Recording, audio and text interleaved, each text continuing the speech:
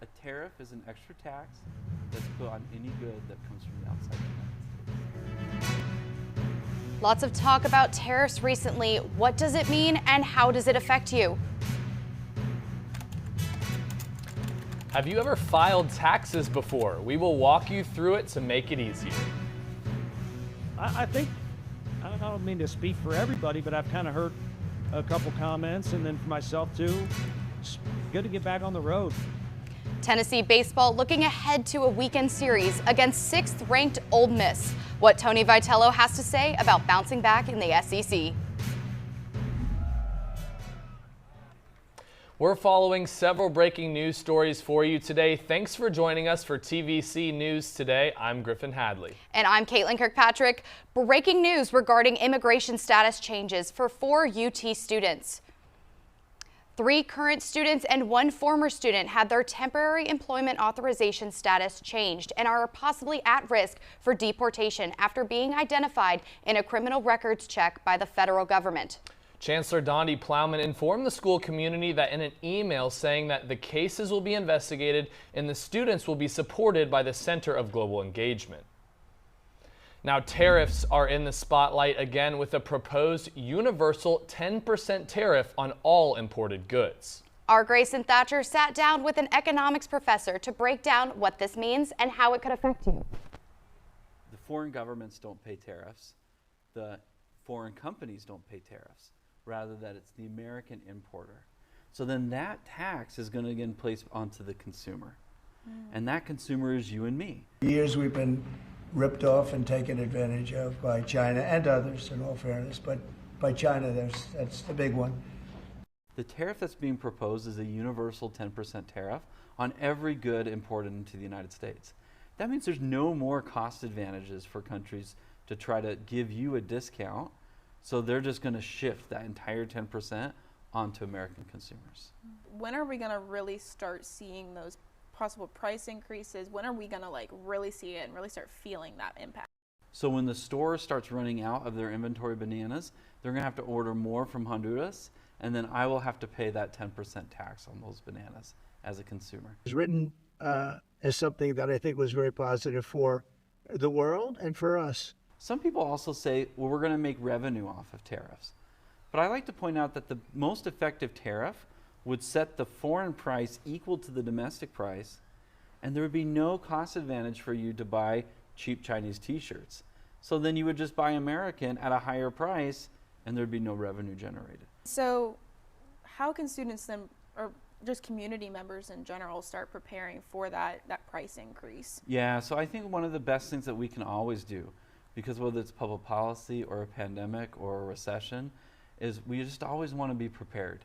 So it's always smart for us to avoid unnecessary consumer debt, hold cash reserves in our bank accounts, be ready for a kind of a rainy day. If you have any questions about other policies, go ahead and send us a direct message on Instagram at TVC News Now. Knoxville has been seeing some severe weather this past week as spring is upon us. Our TVC weather specialist Jackson Berg tells us more.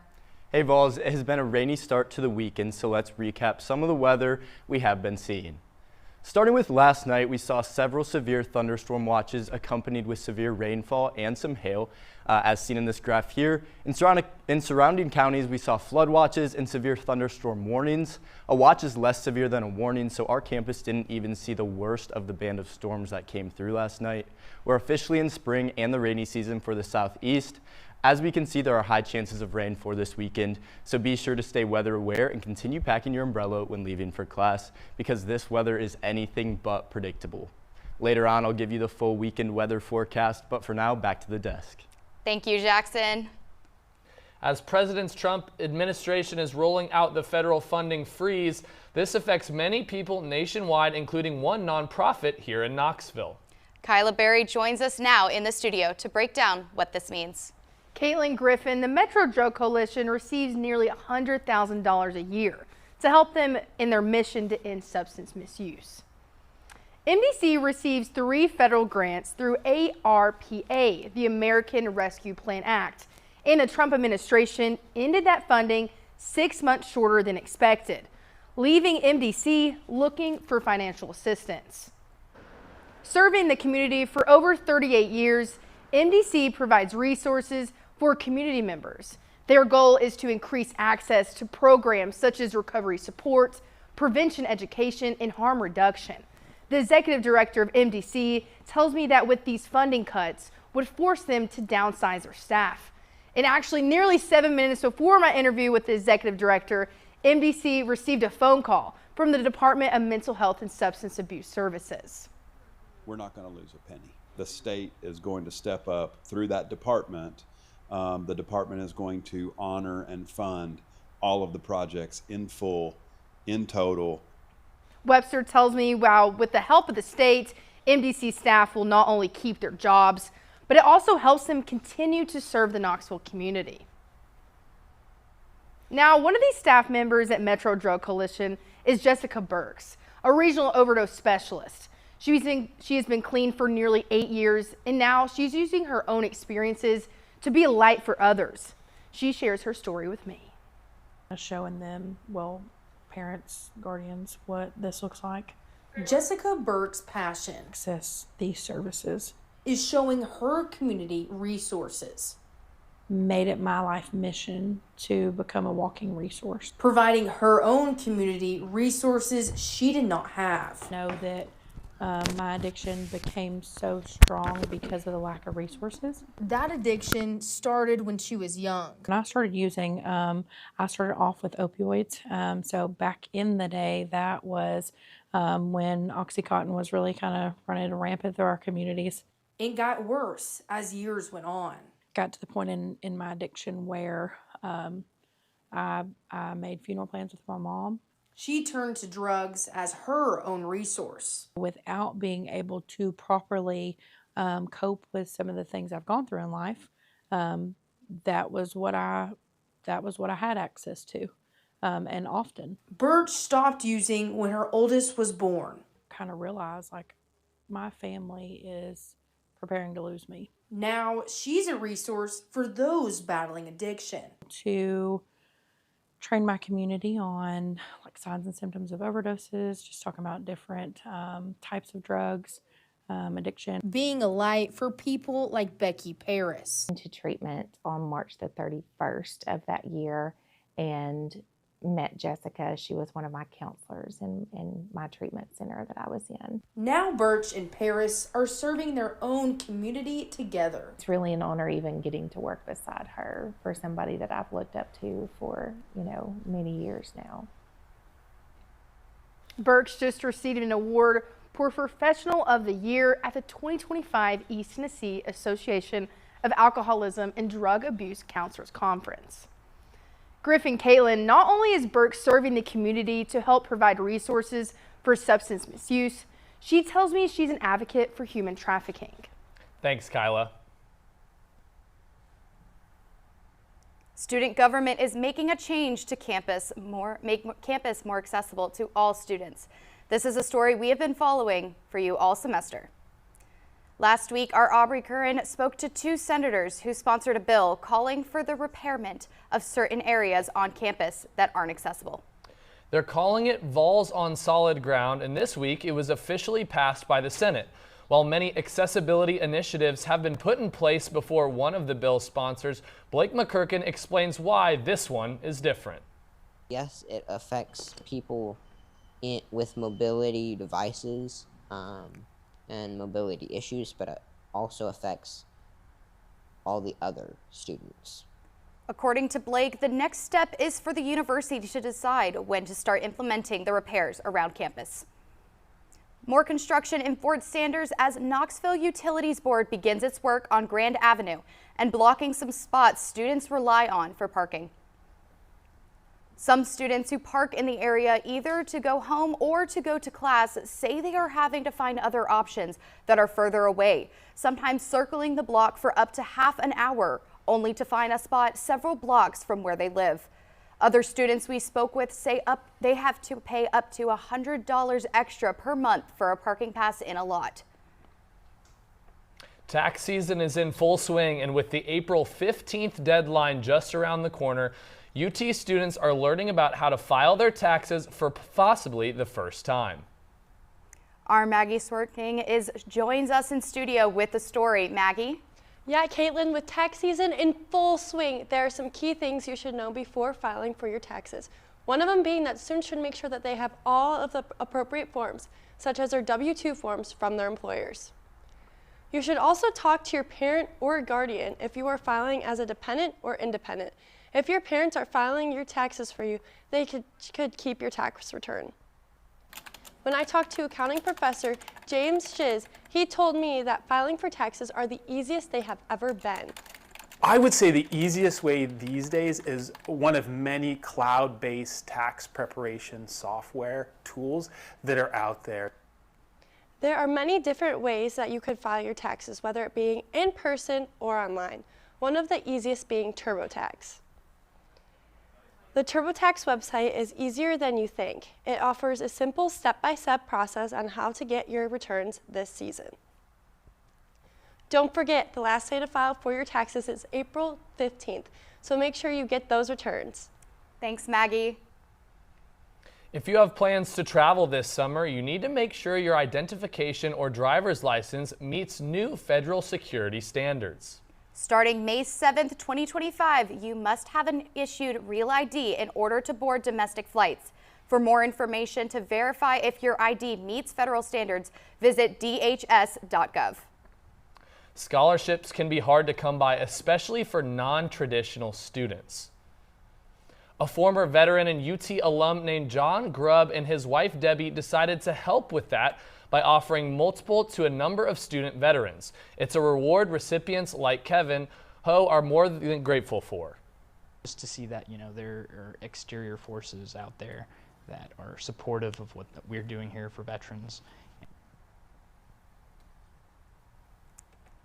The UT community includes more than 700 student veterans, more than 370 veteran faculty and staff members, and more than 6,400 alumni who have served in the armed forces. The Grubbs say it just made sense to give back to those who have sacrificed so much for our country. The Knoxville Suffrage Coalition brings awareness to the inequalities women face. Some of their future goals include creating a women's suffrage museum here in Knoxville. During Women's History Month, the Suffrage Coalition is highlighting some of the women who have pioneered the women's rights movement. Well, this is a special month. This is Women's History Month, and so for Women's History Month each year, we like to draw a little more attention to these women that deserve so much of our credit and thanks, and so we decorate them. The statues were decorated with sashes worn by members of the National Women's Party on March 8th in celebration of National Women's Day. The Parks and Rec Department has been on a mission to gain feedback from the public and make these changes. Our Carson Lowry tells us more. Knoxville, it's time to play. The city's Parks and Recreation Department is launching Play Knoxville as a part of their master plan to improve our parks. City of Knoxville, we have over 90 parks and we have over 125 miles of greenways and trails. So we have a lot of things that people already love. So we just want to connect with them to see how they can love it more and we can make it better. The department is looking for feedback from you so they can tailor a master plan to fit everyone's wants and needs. It's a way for us to connect with the community, to hear community feedback, what their priorities are, what their needs are, and helping our consultants put that all together and hopefully have a great plan in place by the end of the year. The plan is getting neighbors excited, including Alan Sheepman. He says it's something that keeps him going during his retirement. When I retired, it filled a void. I went a few years without having something to really want to do and play softball or volleyball. It's been perfect for me. The Parks and Rec Department will be holding 6 public meetings and several events around the city in the upcoming weeks. They invite you to come out and learn more about their plan and to provide feedback. I'm all excited about it. I am planning on going to the one in South Knoxville. It's about a mile from where I live, so it's a great resource for us. Can't wait to go and give my input. To find out more about the Parks and Rec Department's future plans for the city, head over to playknoxvilletn.com. If you are up for late studying, you might think caffeine is your next answer in the morning. Caffeine is a stimulant that helps send the signals from your brain to your body faster. The benefits are more production and better alertness. However, caffeine is addictive and there can be serious side effects. Registered dietitian Lee Murphy states that there is a healthy amount of caffeine you can consume and still have the benefits.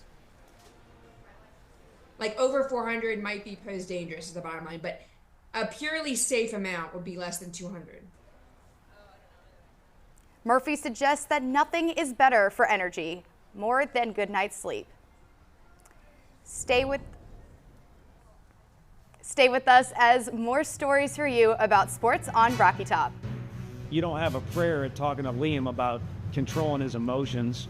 That's a waste of time. And then speaking of, you know, Jersey Shore isn't coming out of fish. He's going to act like that at all times. Baseball's bouncing back after a series loss. And a dominating performance for Tennessee track and field. Hear that? That's the sound of your life. Perfectly imperfect. But every time you drive after drinking, the music gets drowned out. Your life sounds pretty great. Don't let a buzz ruin it. Buzzed driving is drunk driving. Don't drive buzzed. I don't think that many kids in my son's school even do it. He makes fun of his friend who vapes. He would never try it. She's into soccer. She's on the honor roll. She's just not the type. No way. No way. No way. No way. My kid would never vape. Get your head out of the cloud. Today, nearly 8,000 kids will start vaping. Maybe even yours. Learn about the dangers at talkaboutvaping.org. Hi, I'm Ryan Blaney, a third-generation race car driver. And we dedicate a lot of our time to going as fast as possible. But when my grandpa was diagnosed with Alzheimer's, it was a very unexpected bump in the road for us. It's important to notice if older family members are acting differently, experiencing problems with their memory, or having trouble with routine tasks. Early detection of Alzheimer's can give your family time to explore support services, make a plan for the future, and access available treatments. If you or your family are noticing changes, it could be Alzheimer's. Talk about seeing a doctor together. We are the Tennessee Volunteers. People who create connections, push boundaries, do the research that changes lives. We've got world-class academics and championship athletics. To be the best, you gotta learn from the best. And if you wanna lead, you gotta light the way. We've got what it takes. It takes a volunteer. Welcome back to TVC News. It's time for the Rocky Top Sports Report. Our Luke Lamry and Jordan Smitherman are ready to talk all things sports. Thanks, Griffin. Hello, volunteers. It's time for your Rocky Top Sports Report. I'm Luke Lamry. And I'm Jordan Smitherman. Tennessee sports had the home field advantage this past week as several spring sports hosted invites for teams all across the country. Tennessee Diving saw the retirement of their most successful coach in history yesterday. That's right. Dave Parrington wrapped up a 35-year career on Thursday, a career that saw him become the most decorated diving coach in SEC history, winning SEC Coach of the Year 16 times and National Coach of the Year once in 2013. His coaching brought about 47 SEC champions, 3 Olympians, and 1 world champion. Congratulations on a fantastic coaching career. You know, you just got to stay ready, working every day, and then when your name's called, just go out there, have fun.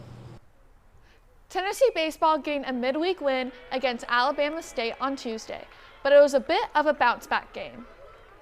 On the diamond last Friday, Tennessee hosted Texas A&M in Lindsey Nelson Stadium in a rematch of the College World Series. The Vols started off hot, taking down the Aggies 10-0 in just 7 innings. However, the Vols faced a doubleheader on Saturday and struggled to keep up in their long day of play. The Vols fell in their first game 9-3, and in their second, they were ran over by the Aggies. Tennessee entered the weekend ranked number 1 and fell to 5th after losing their first SEC series of the season. Tennessee looks to strike back against Ole Miss tonight at 7:30 here in Knoxville.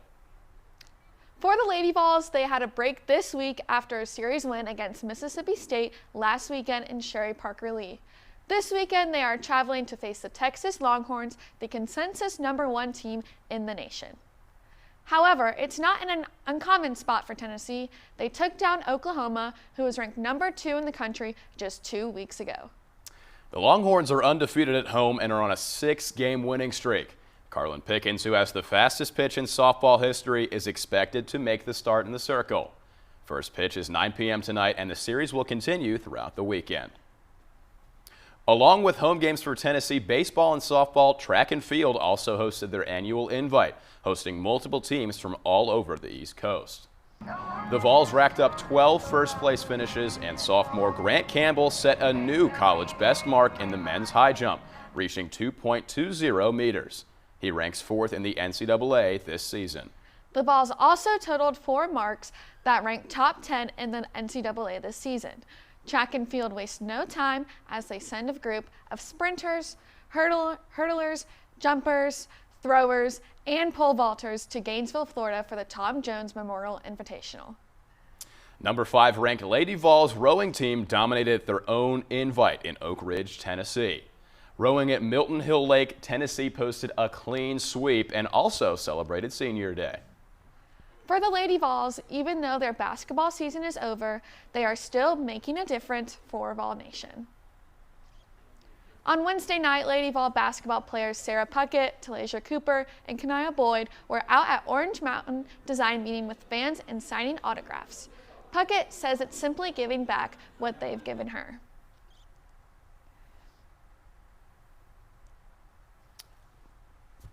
It means the world just because, you know, they've shown up for me consistently over the 4 years, just cheering me on the court, off the court, whatever it is, and just always showing support. So I love to give back to them and show them that I love them as well. While Puckett's collegiate career may be over, Cooper and Boyd said they are excited for the future under head coach Kim Caldwell. As for the Tennessee tennis team, the men's team traveled to Gainesville, Florida to face the Gators. They took home 4-3 victory. As for the women's team, they stayed put in Knoxville and faced the Auburn Tigers. Losing 2-4, Tennessee tennis is eyeing up the SEC championships in 2 weeks. That's all we have on the Rocky Top Sports Report. Back to you guys at the desk. Thank you, Luke and Jordan. If you have any clues, stay with us. We have more stories for you, including a resource to help the Vols always look their best. Smokey's Closet offering free business casual clothing to students and faculty. And our team traveled to Vegas and took home some national awards. Whether it's our stories, the warmth of our laugh, or our family's secret sauce, we all bring something different to the table. So make some space. The power of connection is waiting right outside your comfort zone. Learn how you can help strengthen your community at belongingbeginswithus.org/teamup.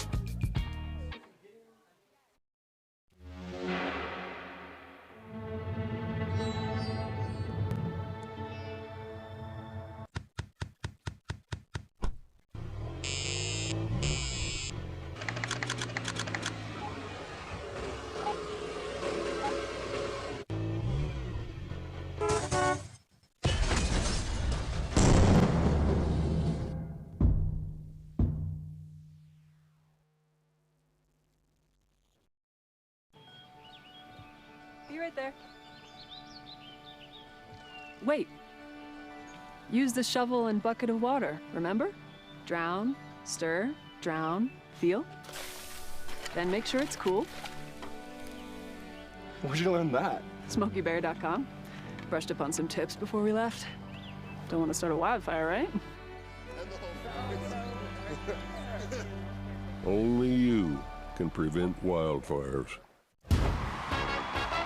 We are the Tennessee Volunteers. People who create connections, push boundaries, do the research that changes lives. We've got world-class academics and championship athletics. To be the best, you gotta learn from the best. And if you wanna lead, you gotta light the way. We've got what it takes. It takes a volunteer. Welcome back, Vols. I'm Jackson Berg, and it's time for this weekend's weather forecast. Today is going to remain mostly cloudy with a good chance for some rain throughout the day, staying slightly chilly with some highs in the upper 50s and lows around 32 degrees. Saturday, we're going to see the sun again, as it is meant to be mostly sunny throughout the day. Temperatures are to remain around the mid-50s with lows in the mid-30s throughout the night. Finally, on Sunday, it is expected to be full sun and temperatures are going to increase to around 68 degrees, with only dropping to about 45 degrees throughout the night, accompanied with a slight overcast. As we inch closer to summer, we'll begin to see warmer temperatures more consistently. However, that's all I have for you. Have a great weekend and go Vols. Thank you, Jackson. I know I'm excited to see some sun this weekend. The University of Tennessee has you covered when it comes to professional wear. The Center for Basic Needs has an office in the student union called Smokey's Closet. Our own Caitlin Kirkpatrick brings us there to check it out. Have a job fair or an interview coming up? Well, look no further. Located on the 3rd floor of the student union is Smokey's Closet, where they have free, gently used professional or business casual clothing that any faculty or UT student can get for free. Shannon Upton, a volunteer at Smokey's Closet, tells us how easy it is for people to come and shop. Smokey's Closet is part of the Basic Needs Initiative, so we have Big Orange Pantry and Smokey's Closet, and we're in the same space, so people can walk in, sign in on the iPad, and grab as much clothes as they want, and we also have a fitting room available for anyone that wants to use it. Student Ainsley Rashkin tells us how Smokey's Closet makes a huge impact on students at the university, and she sees it every time someone walks in. I think it's a really big impact. I think it mostly gets used like the day before every career fair, and students will just come in and pick out different jackets or pants or whatever they might need for the career fair, and it's a great resource for them. And then sometimes they'll even bring it back the next day, and more students can get use out of it. Any student and faculty at UT can come and shop at Smokey's Closet. As long as they fill out a little short survey and form, then they just grab it and they can take it, and it's theirs. It's easy to use and takes no time at all. All you need to do is sign in on the iPad, go shopping, and now you have your next interview outfit. They're currently accepting donations, so feel free to stop on by. In the Student Union with Vol News, I'm Caitlin Kirkpatrick. Once you go shopping, the clothing is yours to keep, but you are always welcome to donate it back to Smokey's Closet. Happening right now, the dedication of the Allen and Wendy Wilson Communication and Leadership Academy. The Wilson Academy is on a collaboration between the College of Communication and Information and the Haslam College of Business. The inaugural class of 20 students, 10 from each college, begins in the fall. Our Alexa Durbin and Luke Lamory takes us to Las Vegas, where this year's BEA conference took place. Take a listen.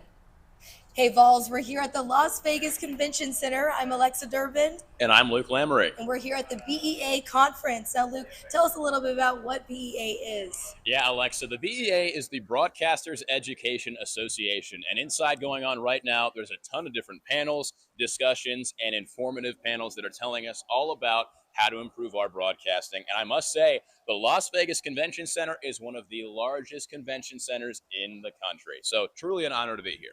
It's very easy to get lost in there for sure. Oh, but absolutely. It is super insightful, super amazing for us students.